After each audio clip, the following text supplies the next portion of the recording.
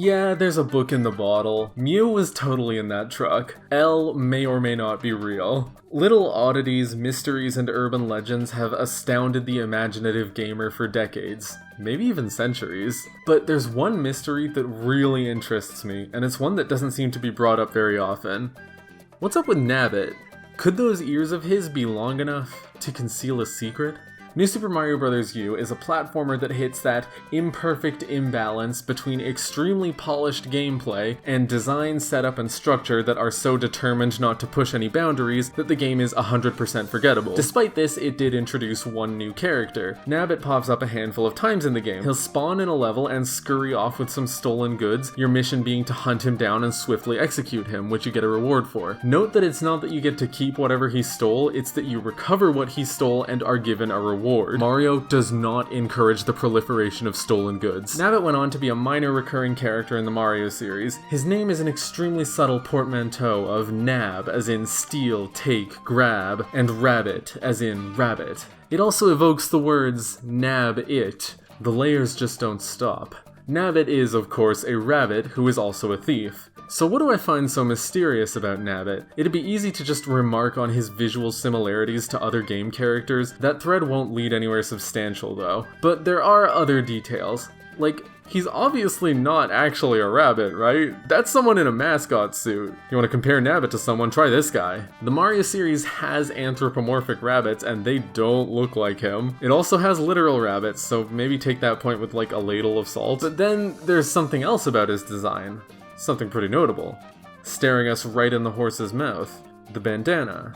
Which is very similar to that of a certain other character, who has a very similar build to Nabbit.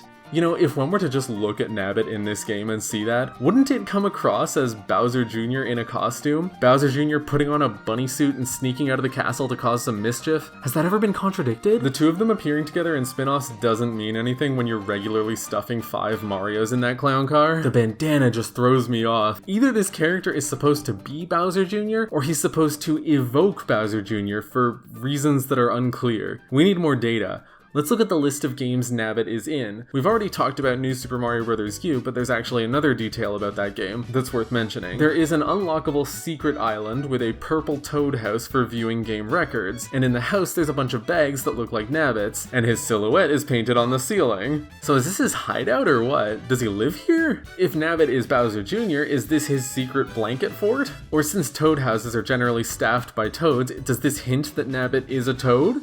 Maybe even a purple one? It doesn't seem implausible considering that Nabbit is playable in New Super Luigi U alongside the blue and yellow toads. In that game, Nabbit's a sort of easy mode character. He isn't damaged from attacks and he can't use power-ups, but he can still grab them and convert them into extra lives. In multiplayer, that adds a frenemy angle where you undercut your teammates by snatching their power-ups even though you can't use them. As much as I like the idea of Bowser Jr. sneaking out between his Fortnite matches and TikTok recording sessions to team up with Luigi, the fact that Nabbit is playable means he's actively fighting Bowser Jr., so maybe the Mario Kart excuse doesn't fly here. Then they threw him into the 3DS Mario Golf as DLC. Why not? One of his victory animations is really cute, and one of them is a horror FPS.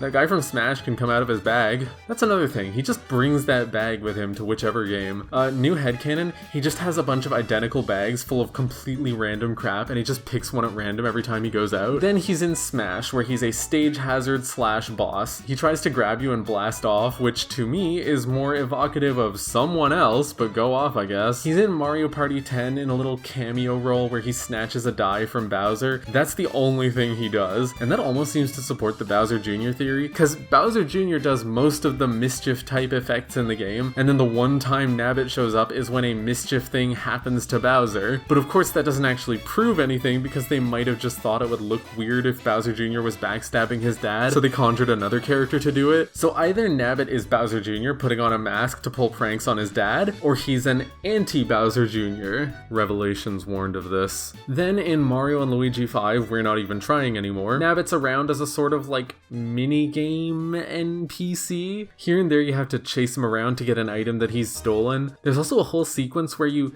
kind of fight him as a not quite boss. He throws coins at you and produces enemies from his magic bag like a misguided Mary Poppins, and then sometimes he's on your side instead. Whoa. Then he's in Mario and Sonic at the entire dictionary. The whole Mario and Sonic Olympic series is just so much, even on the conceptual level. The first game got announced when I was like, I don't know, 10 or something, and I sincerely thought it was just an April Fool's Day thing from a different time zone. Then the series started going kind of hard with the story modes and the dream events. Then they sifted out all the creativity, and that's when they put Nabbit in. They were doing a thing where a few guest characters got added who you can use in like one minigame each. Nabbit is obviously a sprinter, so you get to use him in the artisanal button mashing game. His official character bio alludes directly to the purple Toad House as his base. Oh, alright. It's also the only game ever to give him dialogue because of the pseudo story mode thing. His speech is nothing really notable. Will you face me? No one can compete with my speed. For whatever it's worth, I did also look at Bowser Jr.'s dialogue, because of course I did, just to verify that they don't use the same kind of language. So does this confirm that Nabbit can talk all the time? Well, anything confirmed or denied by this game could just be hand-waved by saying Sega was the main dev, not Nintendo. In Mario Maker, a Nabbit costume got added in a patch. The pixel art's adorable.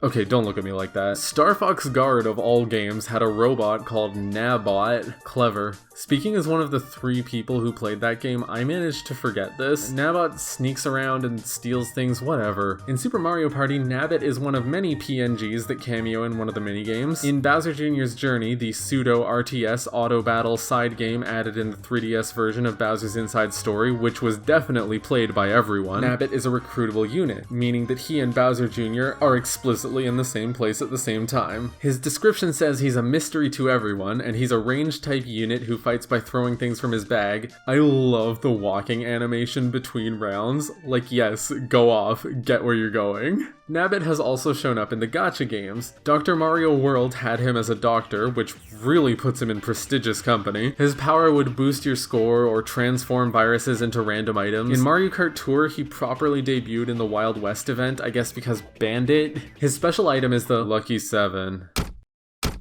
Probably alluding to his bag full of random crap. He also appeared as like a boss opponent in the previous event, so a lot of these games don't really tell us anything new about the character. It'd be easy to just assume that Nabbit was originally meant to be Bowser Jr. and then someone else at Nintendo just missed the point somewhere on the way. But there are a few more things to remark on. For one, Nabbit's bandana isn't actually identical to Bowser Jr.'s. In fact, it has a completely different art style, but the similarity is undeniable. So are we looking at a copycat? A copy rabbit, even? It's also worth remembering that in Super Mario Sunshine, Bowser Jr.'s bandana was specifically associated with him disguising himself as Mario when it had Mario's mustache on it. Make of that what you will. Nintendo's got an online newsletter site thing called Play Nintendo. It publishes some cutesy little articles, none of which ever have authors credited, because of course they don't, this is Nintendo. One of the articles is called 5 Ways Nabbit is the Opposite of the Easter Bunny. Difference 1. The Easter Bunny giveth, Nabbit taketh away. It's an extremely simple, short page that barely even qualifies as a listicle. Anything it might imply can be dismissed as the writing of some random Nintendo of America intern. Weirdly, there's also another article called Nabbit versus the Easter Bunny, which is almost identical.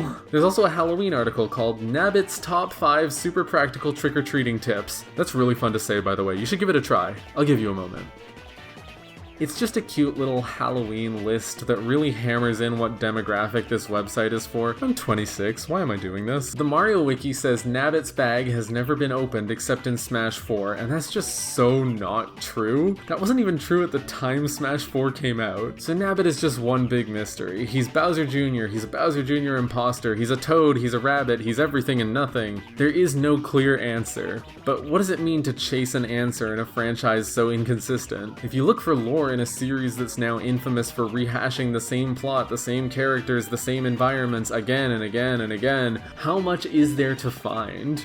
Back in 2012, Shigeru Miyamoto did an interview with Game Informer, the same interview that revealed that the Koopalings were not actually Bowser's kids, you remember. In this interview, he said that he regards the cast of the series as a sort of metaphorical acting troupe that can fill whatever role they need to, sort of like how old cartoon characters would just have whatever job was needed for the scenario. The rule is that Mario can do anything if it fits his personality, if it seems plausible that he could. In this sense, the characters are all semiotic codes. You can recognize the dynamic between Mario and Peach and Bowser Bowser and Luigi and Yoshi, whether they're jumping around or fighting or practicing medicine or playing tennis or, I don't know, teaching typing. No single Mario game is definitive. Paper Mario can seem to be the same Mario continuity with direct allusions to other games and everything, with the paper thing just being the art style used to convey it. Then the Paper Mario world can be a discrete dimension whose Mario can coexist with a main Mario if that's what a game needs it to be. Nabbit is not truly a complex character. He's not a big enduring secret. He's a thief who runs fast, and the games invoke him when they need one of those, same as they invoke Toad when they need a helper and Wario when they need a rival. I think it's useless to try and deduce who Nabbit is. Maybe there's a different person in that bunny suit in each game. What matters is the function he fulfills and the immediate recognizability of that function. Besides, even if you disregard the acting troupe thing, trying to solve the Nabbit mystery would just be too specific. To get a lead, you need a character with the right proportions, who's already worn a purplish disguise, who runs fast, who's already mysterious and eccentric, and who's already been associated with Bowser Jr. imagery.